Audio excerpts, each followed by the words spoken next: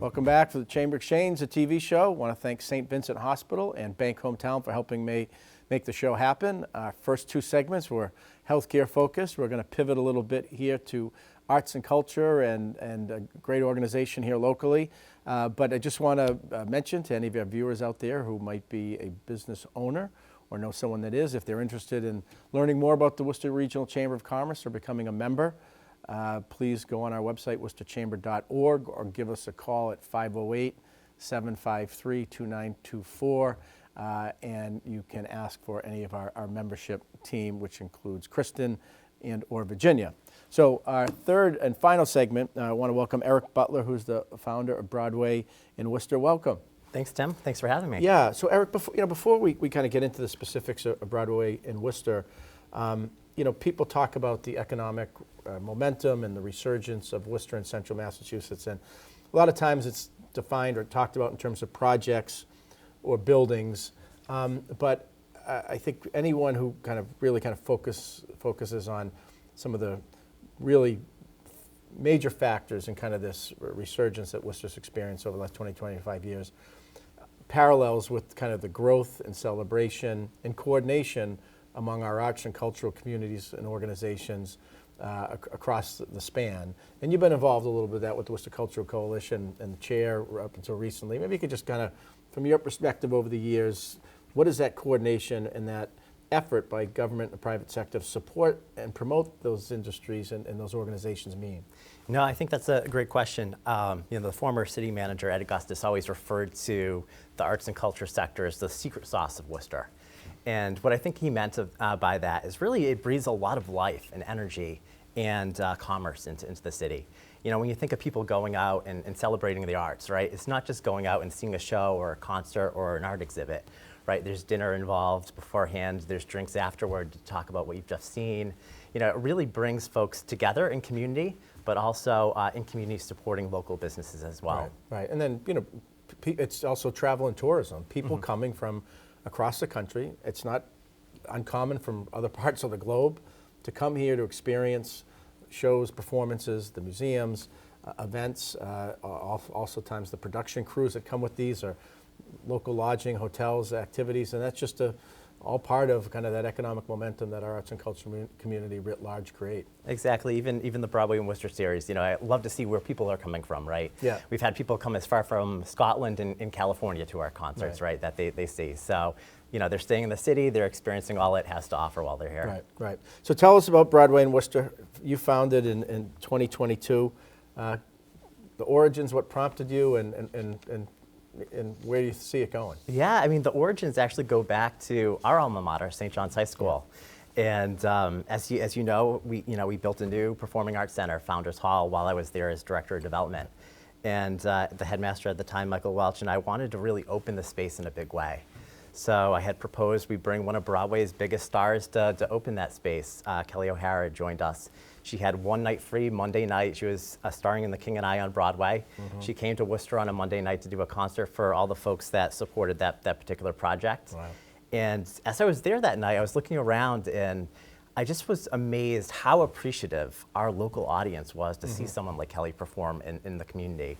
So I thought, let's do this more often, right? So that was the birth of Broadway in Worcester, and since 2022, we've brought the best of Broadway to Worcester. I think as the Chamber coined it, we bring the Kobe Bryants of Broadway to Worcester. That's right. And in that experience, some way it's kind of rekindling connections that have existed kind of throughout Worcester's history.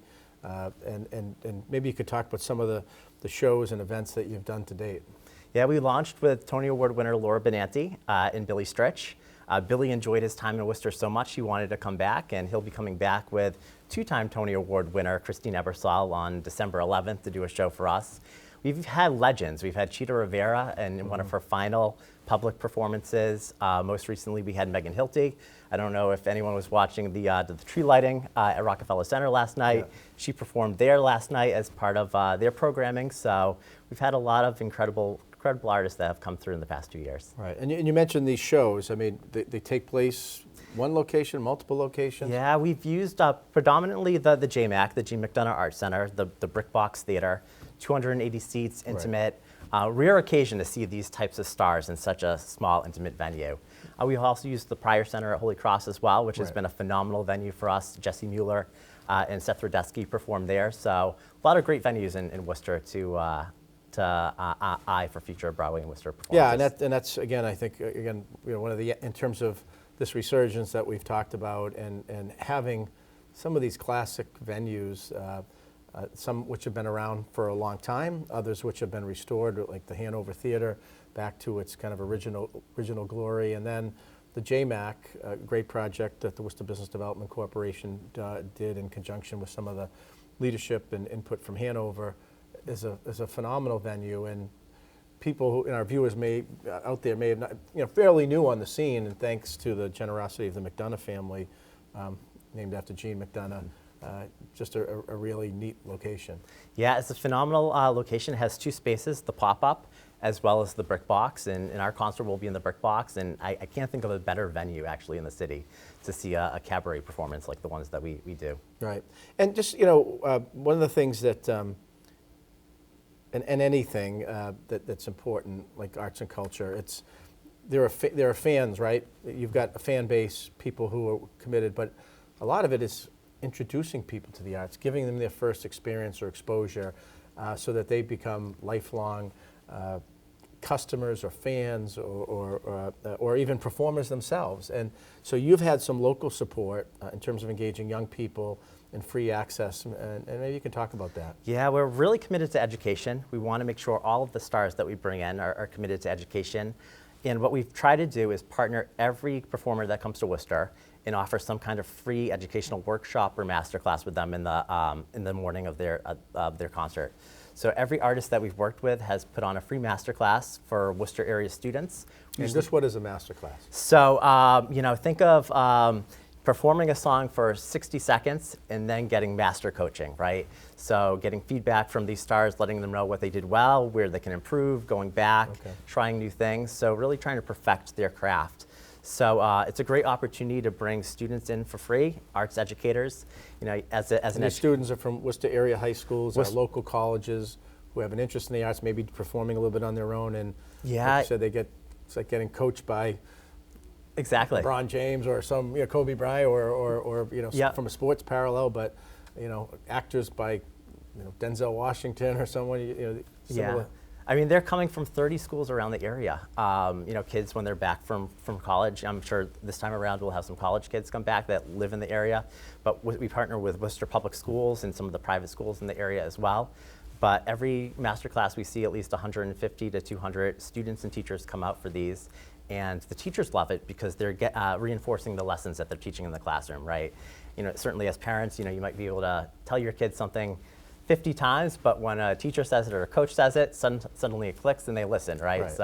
It's a great opportunity for teachers to have their lessons reinforced by celebrities. Or someone they've looked up to in a field that they care about, like Broadway. Got a minute left, but not surprisingly, that education and access programming is funded by the Fuller Foundation, Fletcher Foundation, and Unibank is supporting that as well. Yeah, they've been phenomenal partners, and so lucky to have them on board.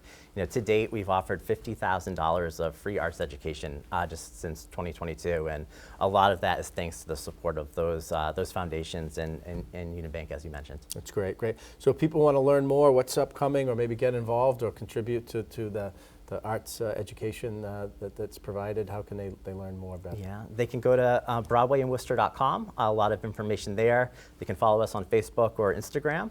And we have a concert coming up on December 11th with two-time Tony Award winner Christina Bersal. So that's a great first event to attend this holiday season. Well, we I think covered the waterfront, and want to thank you for being with us, Eric.